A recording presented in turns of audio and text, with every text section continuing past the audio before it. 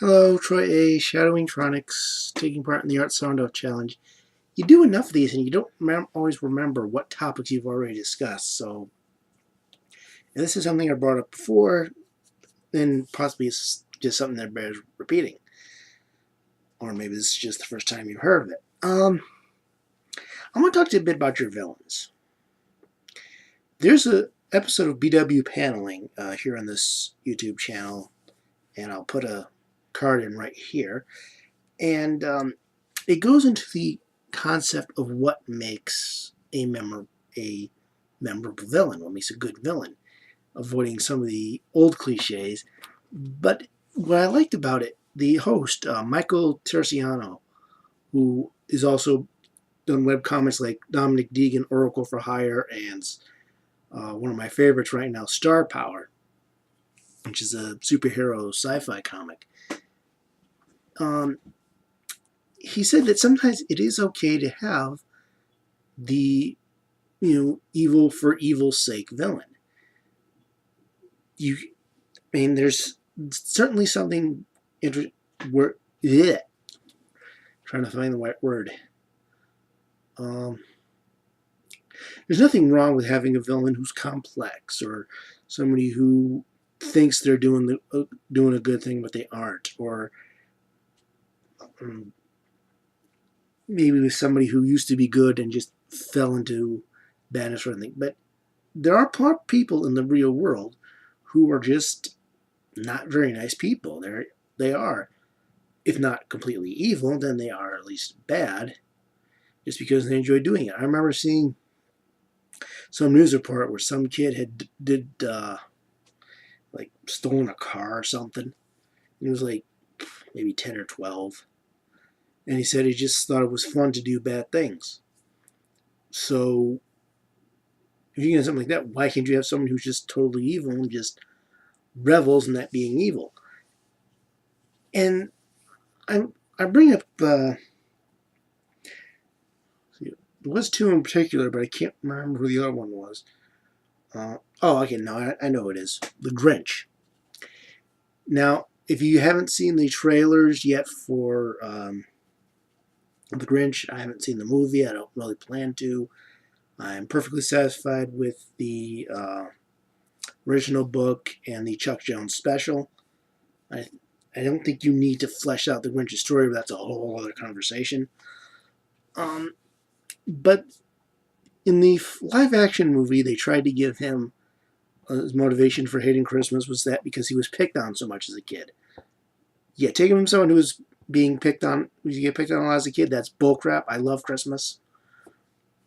And I think the new one, from what I can tell in the trailer, it's the kid they're going instead for.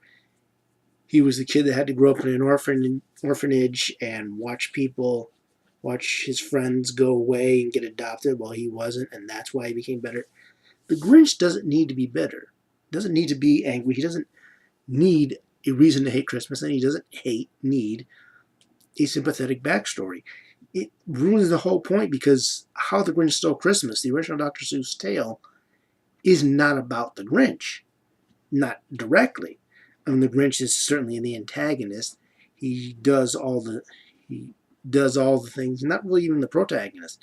The protagonist, and maybe it's just my interpretation, would be Christmas itself. The whole point of the story is that is watching the Grinch do all these things, stealing stuff, lying to little was it Becky Lou, age 2, to lie to her face, to do all the stuff that he does, steal all her stuff, and then to learn that this isn't what Christmas is about, that despite all this, what happened, they all came together and still celebrated Christmas. And it showed him Christmas wasn't about all the stuff and wasn't about all the noise. It was about what Christmas is about. It's about love and peace and happiness and goodwill. And, it was, as the story says, just a little bit more. And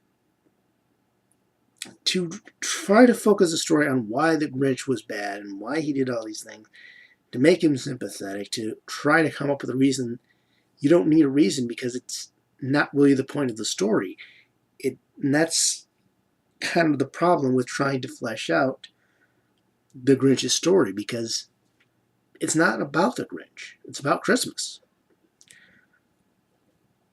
In the same vein, DC Comics, I think this is one I have mentioned before, tried to paint a reason for why Skeletor was bad. You know, Skeletor from Masters of the Universe, what the ultimate evil for evil's sake character, probably the best example of how to do it right. And they still decided, I don't know what the heck's going on outside.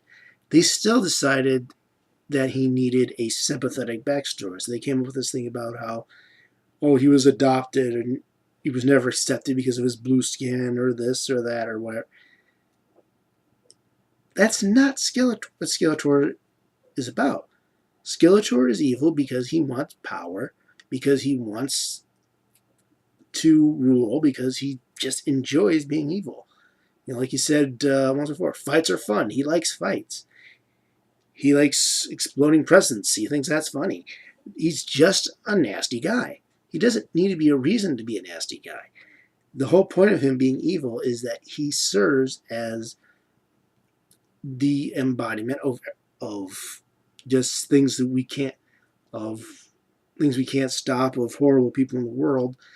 And then here comes the hero, and he stops them, and he does an evil thing and they do good things, and they triumph, and evil is defeated. It's a bit of a catharsis for us. It doesn't have to be sympathetic. We don't need to hear how the Wicked Witch of the West became wicked.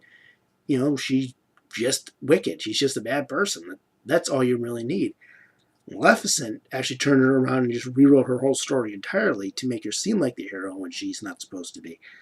And Disney actually ended up ruining one of their own best villains because she is just an evil fairy, and she wanted revenge, and she did evil things. That really should be enough. And if that's not enough for you, well, then don't write those villains. But to take the villains who are supposed to be unrepentantly evil, who are just there for the sake of evil, sometimes it's fun to watch. You don't need a sympathetic origin story for the Joker, because even the Joker doesn't know his own origin story anymore, and we never should learn it, because they're just evil. We're supposed to, find their antics amusing, but in the end, we want to see them lose. We want to see good triumph over evil, and I don't think you necessarily have to have a sympathetic villain every time. You can have one. You can have a complex villain. But evil for evil's sake has its point in stories too, so don't immediately write them off just because they're evil for evil's sake. They may have a good point in the story, and they may have a good point overall. And there are people like that in this world who just seem to be bad for bad's sake. We don't have to relate to every character. We just have to want to see them lose. And, well, I think kid shows do the evil for evil's sake better because they're not more simple. They're maybe more simplistic. And I've got a commentary on that coming up tonight.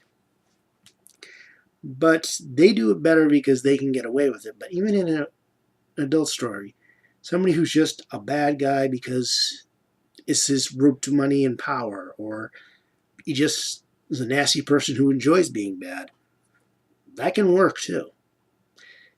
He just knows how to do it. You got to figure out how to do it right.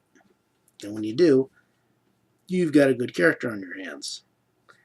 And you will have a memorable villain.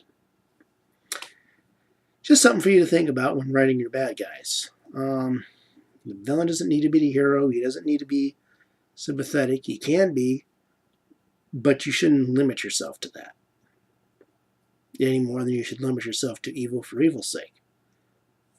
Because a good villain is a good villain, regardless of their motivation. So I guess I'll do it for this one. If you are curious about my other ramblings, you can go to bwspotlight.com. If you want to find out more about what's going on during the Art Soundoff Challenge, go to Twitter and look for the hashtag ArtSoundoff. And if you'd like to join us, there's still time left of the month, then feel free to hit up artsoundoff.com and it'll walk you through it. Until next time, I wish you all happy creating.